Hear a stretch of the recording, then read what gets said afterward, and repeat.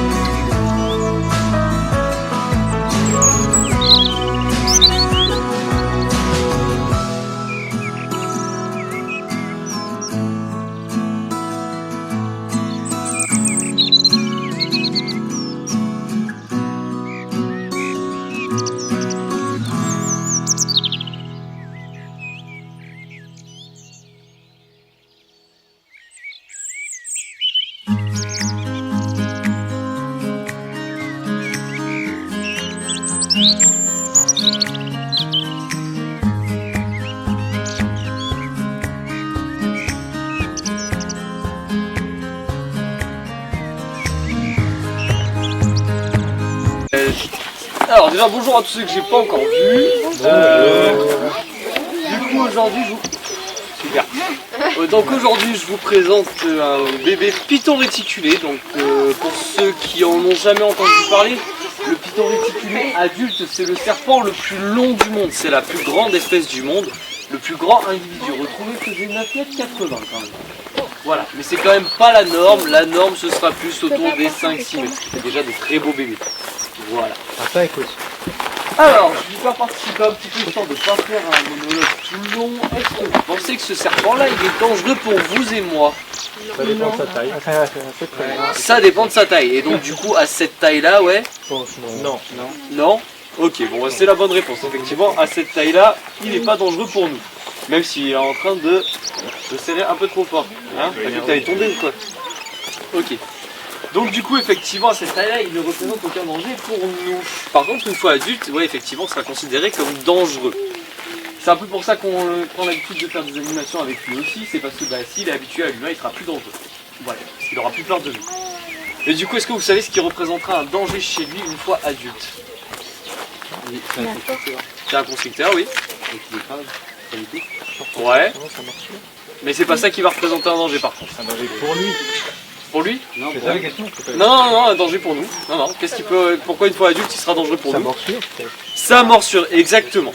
Alors c'est la morsure qui va représenter un danger. Pourquoi? Parce qu'un serpent, la seule chose qu'il utilise pour se défendre, c'est ses dents. Et qu'un serpent, même quand ça fait 6 mètres, ça nous voit comme un prédateur et pas comme une proie. Donc, comme la constriction, c'est un comportement de chasse uniquement, il n'y a pas de constriction sur l'être humain. Ce que vous avez vu faire autour de mon corps tout à l'heure, j'ai vu qu'il y en a qui avaient des problèmes de tête. Autour de mon cou, en fait, juste il s'accrochait parce que il perd son équilibre, donc il s'accroche. Bon, là, c'est un point d'ancrage sûr parce que du coup, il repose sur mes 2 épaules après à côté. Donc, il s'est mis autour de mon cou. Et pourquoi pour le dérouler, je l'ai bien déroulé comme ça et j'ai pas tiré dessus? Parce que imaginez que vous êtes suspendu dans le vide à une branche comme ça et on essaie de vous décrocher les doigts, vous allez faire quoi? Vous allez serrer plus fort. Il fait pas. Donc voilà, pour dérouler un serpent, on le déroule. Voilà, donc ensuite du coup la morsure c'est seulement défensif. Pourquoi? Parce que vous lui aurez fait peur, parce qu'il est dans un endroit où il est acculé, il se sent agressé, parce que vous lui avez marché dessus, que vous avez essayé de l'attraper. Dans ces cas-là, qu'il y a une morsure sur l'être humain. Et du coup, adulte, il va avoir des dents qui vont être quand même assez balèzes, parce que quand ça dépasse les 3 mètres, un serpent en général, ça a une grosse tête, une grande bouche et du coup des grandes dents qui font l'effet d'une scie sur la peau humaine si vous voulez, enfin sur les tissus en général d'ailleurs. Donc c'est direction hôpital et point de suture. Ok, parmi tous les serpents qui existent, en dehors des grands constricteurs, il y en a d'autres qu'on va aussi considérer comme dangereux. Et cette fois, ce sera les serpents venimeux. Donc tout serpent venimeux est considéré comme dangereux, même si le venin n'est pas mortel. Pourquoi? Parce que les gens allergiques, ça peut être mortel pour eux. Et en général, on ne sait pas qu'on est allergique avant de s'être fait mordre. Voilà. Donc venimeux égale dangereux. Voilà. Donc celui-là, pour l'instant, il a une petite bouche et en plus, il n'a pas de venin. Donc du coup, il ne représente aucun danger pour nous. Comme il ne représente aucun danger pour nous, et si vous m'écoutez bien, je vais pouvoir vous proposer de toucher le serpent. Il y a quand même quelques règles assez logiques pour toucher un serpent. Alors déjà, premièrement... Oula, pardon, j'ai mis un petit coup. Premièrement, restez à vos places, c'est moi qui vais venir vers vous. Je dis ça surtout pour les enfants, vous restez bien avec papa et maman, vous restez assis là où vous êtes pour ceux qui sont assis. C'est moi qui vais venir vous voir. Donc je veux personne qui s'approche de moi, surtout pas dans mon dos, où ce sera sûrement la tête. Règle numéro 2, vu que la seule chose qu'il a pour se défendre, si jamais à un moment donné il a peur pour une raison ou une autre, c'est sa tête et ses dents, du coup on n'ira pas toucher la tête. Vous ne chercherez pas à toucher la tête, je la garderai de mon côté. Et enfin, un serpent, ça se caresse comme si c'était un bébé chat ou un bébé chien. Donc on fait ça avec de la douceur, on caresse plutôt avec le dos de la main, vous aurez les meilleures sensations, parce que si vous avez les mains moites, vos sensations seront un peu faussées du coup. Donc on caresse ça gentiment, on ne fait pas de le pincer, on ne le tire pas vers soi, on le mord pas, on ne met pas de coups de boule, on ne fait pas les gros yeux. Bref, c'est sympa avec lui, comme ça il est sympa avec moi, parce que vu que sa tête est de mon côté, si à un moment donné il a mal, c'est moi qui la mord. Hop là. Alors du coup, je vais commencer avec la famille qui est assise là, et puis après je vais me dépasser comme ça, donc restez bien à vos places. Ne bouge pas et regarde. Est-ce qu'il a un nom, ce serpent? Un nom, non, nos animaux ils n'ont pas de nom, enfin à quelques exceptions près. Parce que voilà, on a beaucoup, genre beaucoup. à plus de 400 bestioles et du coup, non, ceux qui ont des noms, c'est ceux avec qui on va avoir une petite affinité, une particularité physique. Il vous écoute. Hein? Il vous écoute. Ne vous inquiétez pas, ils n'ont pas d'oreilles. Ils entendent rien. Mais bon, voilà, une petite particularité physique, une petite histoire particulière. Il y en a qui gagnent. Ça, c'est une femelle. C'est toute jeune, elle a quoi, 1 an et demi maintenant? 2 ans et 2 ans.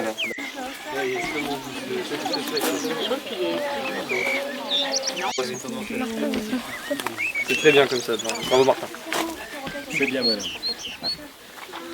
Non, pas la tête. T'inquiète Par contre, t'as pas écouté ce que j'ai dit. Bilan, bien sûr. Hein, voilà, c'est voilà. Donc on spoil pas les copains. Du coup, niveau sensation, vous avez trouvé ça comment? Qu'est-ce que vous pourriez en dire si vous disiez le raconter à quelqu'un? Doux, ouais, carrément. Pas d'autre. Lisse, ouais, carrément. Froid? Ah ouais, vous l'avez trouvé froid, vous. Ah ouais. Ah, je suis plus d'accord avec ceux qui disent non, là, pour le coup. Hein. Vous avez trouvé comment, vous, niveau température? Ouais, très tiède, ouais. Moi, je suis carrément d'accord avec le tiède. Je vais vous dire à quelle température il est après, vous allez comprendre. Ok. Et du coup, niveau sensation, est-ce qu'il est plutôt gluant, poisseux, sec? Ouais, sec. On est tous d'accord là-dessus. Merveilleux. Du coup, effectivement, donc ça, c'est 3 points qui sont à retenir si on doit retenir quelque chose sur un serpent. C'est que déjà, bah, c'est tout doux, c'est super agréable à toucher. Sachez que vous venez de toucher une des espèces les plus douces du monde. Petit morceau de mu qui n'est pas parti. Donc voilà, c'est une des espèces les plus douces du monde. Donc c'est très doux, c'est très lisse. C'est complètement sec et c'est à la température de son environnement. Donc comme on reproduit ce qu'ils trouvent en Asie du Sud-Est, là où ils vivent naturellement, ben dans leur vivarium déjà il fait humide et en plus de ça il fait 26-27 degrés, donc c'est à peu près la température de ce serpent là. Donc voilà, c'est pour ça que si je vous dis que c'est froid, si vous me dites que c'est froid, je suis pas bien d'accord avec. Le serpent il aurait été à 12 degrés, je vous aurais dit ouais ok il est froid le serpent, mais là pour le coup je suis pas d'accord. Donc voilà, il est à 26-27 degrés là dans son corps. Alors on dit que c'est un animal à sang froid, ça veut pas dire que son sang se refroidit, ça veut juste dire que bah en fait il peut pas se réguler tout seul. Donc en fait pour se réguler, un serpent ça se déplace dans son environnement. S'il a trop dans son corps, en fait, il fait la température de ce qu'il y a autour de lui. Donc si on met dans une boîte à 10 degrés, il fait 10 degrés. Si je mets dans une boîte à 30 degrés, il est à 30 degrés. Voilà, c'est ça qu'il faut retenir.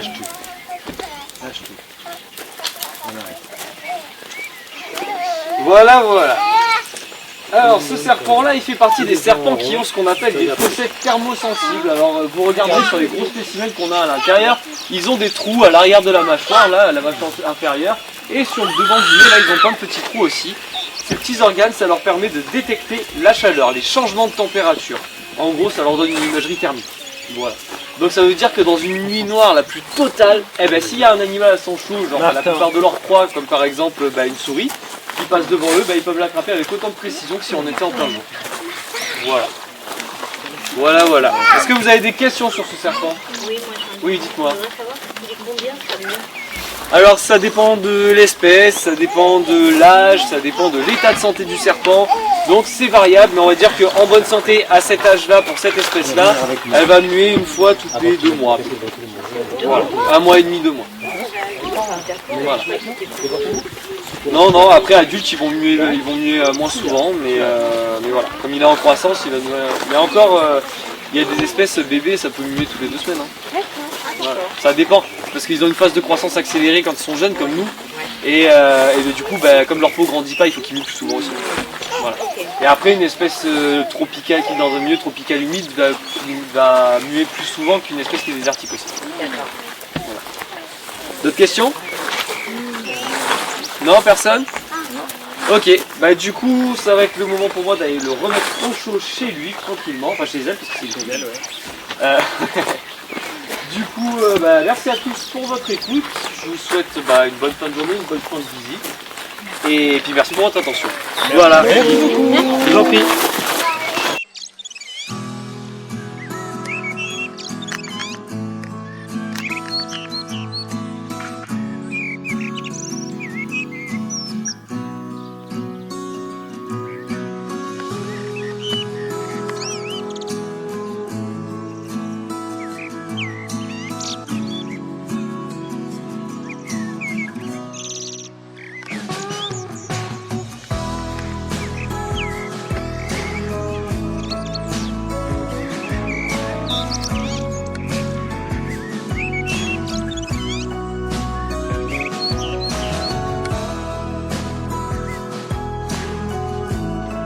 Dans le vivarium, vous pénétrez dans une ambiance tropicale avec une température avoisinant 25 à 30 degrés.